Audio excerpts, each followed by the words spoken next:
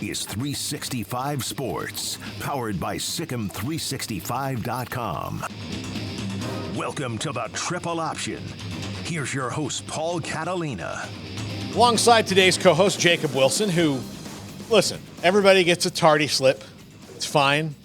You know, you just have to be in detention after school and write on the chalkboard. Hey, that's perfectly fine with me. Yeah.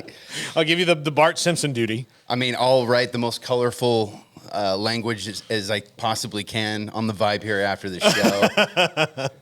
Yeah. And I don't know how clean you want this to be. No, but, no, it's fine, Jacob. We recapped a ton of it was Prove It Weekend last week. Yes, you and I talked about it on the show last week. It was absolutely Prove It Weekend, and a lot of teams proved it. Some teams didn't. Like, I don't think Notre Dame proved or disproved anything, but they're kind of like, now they're still kind of caught in the, well, now we have to prove something, where Ohio State did. I haven't talked about it yet. I want as many people here for this in case I do get a little veering off the journalistic path here. But Florida State, by far, and not even close, the most important game in Mike Norvell's tenure. Very important game, because if you're going to be the king, you have to kill the king. And 7 years, Clemson has beaten Florida State in a row until a 31-24 overtime win in the other Death Valley on Saturday morning, Saturday afternoon, whatever you want to say, depends on when you were watching that and what part of the country. Where you are in the world. But I had many thoughts on that game. I will tell you, as a fan watching it, I did not enjoy 1 second of it. How could you? If you're a Florida State fan watching that game, you are just an anxiety-riddled stress bubble the entire time. And then, you at the end of that game, obviously you get to pop it and enjoy a little bit. Let me tell you how my day went. Got up in the morning, showered, went to the grocery store. That's the only thing I did before I went. So then had to watch the game, and then I had to shower again before I came here. Did Xanax sponsor that game, by the way, Paul? They should have. They should have. Oh, my God. And the thing was is you just kept watching Florida State, this team that can be explosive and do explosive things, but Clemson had this great game plan on them, especially offensively. Garrett Riley was just coaching his butt off, and here's what Clemson has now figured out they can do. They cannot beat you over the top. But if you're going to be aggressive on defense and bet on your athletes versus their athletes, they're just going to run slants on you that are pretty indefensible. Like, if you run a good, quick slant route, I mean, it's going to get yards. And so if you also don't have your best, guy in the secondary, Akeem Dent back there, like, ready to saw people in half, then they're less lethal over and over again. So Clemson just kind of ran slants and short stuff and, made it work. The dirt raid, as they're calling it. It doesn't hurt when you finally get Will Shipley into the end zone, too. Yeah. So, I got Will Shipley in the end zone. And I've seen much more spectacular Will Shipley touchdowns, but this one felt like a relief to them. Oh, yeah. Yeah. But they got Will Shipley in the end zone. But in the end, two things undid Clemson. When Florida State's struggling, what they have that Clemson doesn't is they can just rely on big play guys to do big play things. And in overtime, that's what happened. And the other thing was Clemson did not call a very good game, and Dabo Swinney had a little bit too much confidence in a kicker who was taking online classes 5 days before the game when he called him. And that's a great story, and I hope that that kid's season is much better after that. But they were not playing for a touchdown late in that game, and I think part of it was that Dabo Swinney thought that Mike Norvell, and he almost did, was going to mess it up. Mm-hmm. And then again, they went to overtime, and to me, just not something you saw from classic Clemson teams. And Florida State has taken yet another step. Now, look, they've got to make sure they don't have a letdown in a couple weeks. There's definitely opportunities for it. Well, look, their schedule. They have Virginia Tech after a bye week, which is much needed bye week because Jordan Travis is banged up. and he needs to get a little healthy. Then they have Syracuse, who's undefeated right now and is playing Clemson this week. And we'll see how that goes for both of them. Then they have Duke, who they've never lost to, but Duke is very scary all of a sudden. Duke, a team that just beat Clemson a couple of weeks ago. Yeah. So again, they've got it, and that's before they even have the last month of playing Miami and Florida, their two biggest rivals in the whole thing. So they have to keep going unscathed because, again, in the ACC, they're not going to be able to – Clemson's out of the CFP discussion, okay? Florida State's in it. North Carolina can find their way into it if they keep playing well. Miami could, but eventually there's only going to be one of those teams left standing, and any time those teams lose, especially if it's not somebody that's any good, then they're going to be like, well, good, we can take the ACC out of this mess. Yeah. I mean, by the way, how good is Keon Coleman? That catch that he made to win that game. Here's the thing. It didn't even look like he was trying that hard to do that. Like, I know, I'm not saying that he wasn't, but it was just so, well, I'm going to catch this one like this. Like, you know. I mean, between him and Johnny Wilson, which, I mean, how much of a physical freak is that guy? That, like, somebody within the realm of that talent, if Clemson had one of those guys, I think Florida State would have been in a lot of trouble. I don't know if it's even worth mentioning, but I think one thing I can say about Clemson is that, yes, they did not win this game, but they are still very, very good. They're very good. Yeah. And I think that they are far from being done. Cade Klubnik, he finally looked like what you were hoping for when they recruited him out of Westlake here in Texas. And I think that there's actual sun on the horizon for Clemson. Probably not going to happen this season, but look out going forward because Clemson, they impressed me with that game against Florida State. Look, I came away, and then you knew that Dabo Swinney was going to get them better. Mm-hmm. I think, look, Dabo is really a victim of his own limitations right now, of things he's putting on himself unnecessarily. I mean, I think we could be looking at a Barry Bonds watching Mark McGwire and Sammy Sosa, long gone summer of '98, and then Dabo, he might dip into that steroid transfer portal and be like, all right, I'm going to do it now. The thing is, I don't know why what's he afraid of? Like, what's he afraid of? Everybody's doing it. Like, it's not like, and the thing is, it's not heroin. Like, it's not like, it's not like somebody's going to find him on the street, just like laying on the ground. And like, what happened? He's like, don't get in the transfer portal, man. They'll tell you it's fun. They'll tell you it's good. They'll take you to feel like sunshine. It doesn't feel like sunshine. Well, it does, but the come down is just brutal. Like that. That's what they said. So he needs to, and look, part of it is I do think he needs to take more of a modern look at it. He's trying to, I think he's looking for lunch pail guys, and that's great. But I mean, you're like shortening your pool. Every now and again, you got to take a look and see what's out there, though. Yeah, absolutely. You're telling me he couldn't have gotten a Keon Coleman? Florida State, based on the receivers they have, didn't necessarily need him, right? They were just like, well, this guy's here.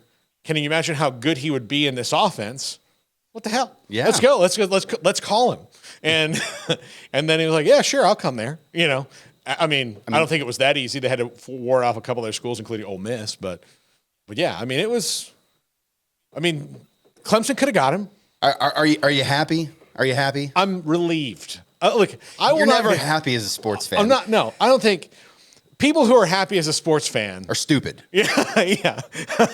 Garrett's nodding his head. He knows I'm right. 100%. Yeah, they're I love Garrett, but he's been a curmudgeon since the day I met him, and it's because he's an LSU fan. Yeah, but you're gullible. You're like, you don't drink the only time you should drink the Kool-Aid is when it's spiked with champagne and they're holding up a trophy. That's when.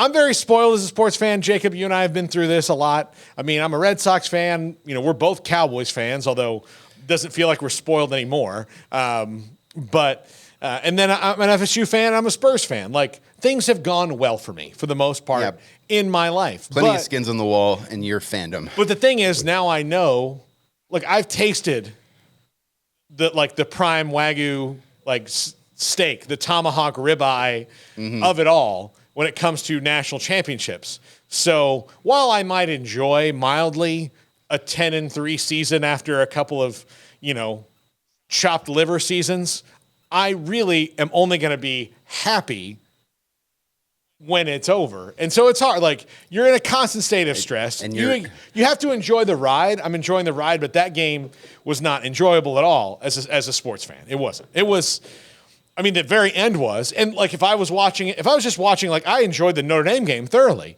But Notre Dame and Ohio State, I knew exactly what all their fans were feeling because 6 hours before, I was feeling the same thing in a flop sweat. So, yeah, no, it was wild. Elsewhere, Prove It weekend saw things like Washington. To me, even though they didn't have like a big matchup, they were playing Cal. Mm-hmm. Washington is really amazingly good. Yes, and they are. I don't know because of the hype around the Pac-12 and how good the rest of the Pac-12 is. I don't know if they might not be the best team in it. I mean, tucked up there all the way in the most northwest part of the country. They've got Oregon, who's the flashy team, looking very good right south of them. USC, obviously, they've got Caleb Williams in that conference. They're all going to the Big Ten next year. They're all in the same camp. They're all very good. But you're right. Michael Penix is a guy that people really need to be talking about. He looks like a phenomenal quarterback. And, like, frankly, underappreciated in the Heisman debate right now because after that Oregon-Colorado game, I think we need to reevaluate that entire conversation. Yeah. Look, we talked about Oregon-Colorado, and you and I are going to talk about it in the last segment here. But, I mean, they are really, really good. They've got great skill players. They're playing better on defense. The Pac-12 is not, outside of Utah, one of those, like, bare-knuckle brawl defensive leagues, but I do think that they have teams that can, like Washington, that can score enough to where even on a bad day and their defense can make key stops. 59-32 win over Cal, and really with a game that was over at half. I mean, completely over. Cal was done at half, down 45-12. So, I mean, talent alone, I knew that this game was over when it started raining. Mm-hmm. Yeah, absolutely. By the way, old friend Will Nixon, 5 carries, 39 yards in that game for the Huskies, Midway grad. You weren't with us when you were kind of gone for a little while. I've returned to Midway Panther football, yeah, but as of this year. Yeah. So, but yeah, that was something, a sight to behold, to watch them just dismantle a team and a half like that in a conference game. Really, really unbelievable. Who else is rolling along? Oklahoma. Let's talk about Oklahoma for a second, Jacob. Okay. Oklahoma has won games 28-11 and 20-6. That means the Venables defense is shutting people down. Now, I don't care if it's SMU and Cincinnati. Like, I don't want to get into the weeds of who they're playing. SMU has a really good offense. But last year's Oklahoma team couldn't win a game only scoring 28 or 20 points. They were a football turnstile. Against anybody. They score 20 points, they're losing that game against anybody on their schedule a year ago. So the team has changed a little bit. It's not as exciting, but it's exactly why you brought Venables in, right? No, and it's made me consider the Red River game a lot differently that's coming up, in that this one it's always weird and wild and strange stuff happens in the game, but this is the best both teams have maybe been at the same time in the last decade. It definitely is. Yeah. And the Red River rivalry, it's a lot like the Iron Bowl or the Egg Bowl or any of these big time rivalry games that you hear about, because ultimately rank doesn't really matter, because these two teams, they just come at each other with everything that they've got every single time that they face off. And look, Oklahoma finally playing some defense, that definitely makes this game a lot harder to predict. Yeah. Now, look, I say that knowing that Oklahoma has Iowa State this week, who had a much-needed win and a nice offensive output against Oklahoma State, especially by Iowa State standards. Yeah. In fact, they scored the only points in all of Iowa last week. So that's saying one thing. Iowa, not really a state known for points. No. And Texas has Kansas this week, a game that has been a bugaboo for them when Kansas wasn't good. And now here Kansas comes in, and they're pretty darn good and might have a little more confidence against Texas than maybe other teams in the conference do because of what's happened the last few years. They have Jalen Daniels. later on the week, we're probably going to put this on the pick'em. I'm picking Texas, but I mean, this is the one in the schedule that they have left outside of Oklahoma where you go, I don't know if I'm a Texas fan. That one's in. It's in Austin. Austin, right? I mean, Kansas won there 2 years ago. Let's not forget that. That's true. But now that Kansas is actually a competitor and their beating of Texas wouldn't be a huge shock. It makes home and away a more of a factor. Yeah, I believe. Yeah, probably. And look, here's the thing: when they were beating Texas at home a couple years ago, it wasn't going to be like what they're walking into this week. But Kansas had the look. They continue to win and they continue to impress. And there's a team I don't think is going to be there at the end of the year for the Big 12 title game, but I don't need much convincing for you to tell me that they could wind up doing it. I really don't. Like I know that their schedule's only going to get tougher as it goes out. I mean, they still have to play Texas. They've got to host UCF, which John Rice Plumlee will probably be back for that one for sure if he's not back this week against Baylor. They've got Oklahoma, and they have Kansas State. And so those are games that are going to be tough for them to win. But all the rest of them, I mean, Oklahoma State, Iowa State, Tech, and Cincinnati should be very winnable games because right now we haven't seen much from all those teams. Mike Gundy in particular is lost in the woods, and Joey McGuire has had a sputtering start to the season in Lubbock. Yeah, the lightning that was in that bottle last year has been let out or just diffused on its own there for Joey McGuire, which is a little disappointing because what he had going on there with Texas Tech was very, very exciting. I anticipate he'll get it back on track. It might not even be this year, but I do think Joey will get it together. But mark my words, if Kansas can pull off a win against Texas, I don't see why they can't run the table. Well, I mean, look, if they do that, then who are you afraid of, right? Exactly. I think that's a wave that they can catch and then just ride it all the way. Yeah. I mean, they still certainly have trouble stopping people. That's true. But they're not unlike Colorado in that regard, in that they're going to score points most days when you're not playing Oregon. But yeah, you're going to make sure you got to keep Jalen Daniels healthy and make sure you can get stops when you need to, because they're not going to have a game where they can look in the fourth quarter and be like, oh, we're up by 3 scores. I just don't think that's going to happen for them all that often because of that defense. Kansas State, big win over UCF, and after a disappointing loss, they looked really good. Will Howard gutted through that game. West Virginia looked really tough on defense. I mean, that game was unspectacular in a lot of different ways, but Neil Brown is – we talk about Prove It Week. Neil Brown is in Prove It year. He's in Prove It year. He's in He's in part 2 of Prove It year. Yeah, he's so far outside of losing to Penn State, who's probably a playoff contender. He's proven it at this point. They're sitting at 3-1 and undefeated and 1-0 in the Big 12 to start out, which I did not see coming with their schedule. I thought Pitt would be better. We all thought Tech would be better.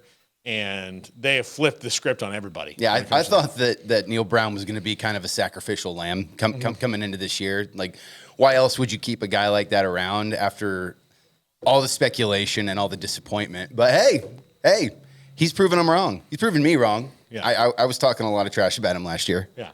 No, look, they've got to go to TCU this week, a team that everybody threw dirt on after they lost to Dion. But yeah, speaking of which, Garrett, did you put the TCU pennant behind me to troll me? I did not, but now I kind of wish I would take credit for that, honestly. I mean, that's my punishment for being late, I guess. Yeah, that's what it is. Yeah. Just be glad you're not in the pick'em. Garrett went 0-5 this week. Balling, get to eat something horrible. Yeah. So, Garrett, what's your least favorite food? Dude, I got so many. It's probably going to be fruit. I'm dreading this. I hate fruit. Fruit? I hate fruit, vegetables. I hate so many foods. It's unreal. Okay. I couldn't tell by my figure. What? Yeah. Couldn't tell by my figure. Yeah. Fruit. Well, yeah, you know what? I'm going to pick, what fruit could you pick that's a weird one? Dude, I'm telling you, strawberries, I'm not touching no fruit. Oh, I hate fruit. Ooh, yeah. That's one that looks like it would be delicious, but it's just is weird. It's weird tasting. And I like it in things. Like if you put it in a drink. A lot of stuff can taste good. after a while if you put it in a drink. No, I mean, like even at Starbucks, they have a dragon fruit like tea thing. It's nice, but it tastes like someone chewed up a strawberry, removed the strawberry flavor, and then spat it back out because it's got that weird texture. Yeah. How about a mango? I mean, I'm hard pressed on mango. I love mango. Yeah, I love mango, but it's if you've never had it. Have you ever had mango, Garrett? I have not. Okay. I have not. I don't want to take the chance of like, oh, I hate fruit. And this could be a whole thing. Like, man, I really hate strawberries. And I'm like, ha ha, dumbass. No, I'm dead serious. Like texture. Everybody likes My main thing strawberries. is textures. I wish I could eat fruits and vegetables. Yeah. Ugh. You know what I hate is cheeseburgers and French fries. Can't stand them. Bring me 12. I was gonna say, I hate chicken fried steak, and I knew if I threw that out there, it'd be a whole thing. But yeah, no. Is there an establishment that you want to go ahead and burn the bridge of a sponsorship with? None that I can think of. Good answer, right? No, chicken fried steak might be funny because he's got to cut it. It's terrible. Yeah, you got to cut it. We'll put it right here on the table and just have him cut it. I'm going to get the lowest end chicken fried steak too. I'm not going to get one. I think you should find something that is made by Swanson. Something from a cafeteria, like a school cafeteria or something. Paul, you straight, bro? That'd be great. That'd be great. So, anyway, and look, I'm going to do this because I'm a benevolent dictator. And I've not gone 0-5 yet. So, I am going to put it an opportunity where we can negotiate out a swap of punishments if they've not been carried out yet. So, there might be a punishment swap, but there's got to be some negotiation here. You got to give me something to swap the punishments. All right. So, we'll see. I'll put on my thinking cap and text you my ideas. Yeah, we'll have to do that. We'll have to get all the crew in, even the people who aren't in Pick'em, to enjoy some of these punishments and, as a family. Yeah. When we come back, why your opinion of Dion should not change after this week's game. This is 365 Sports, the triple option.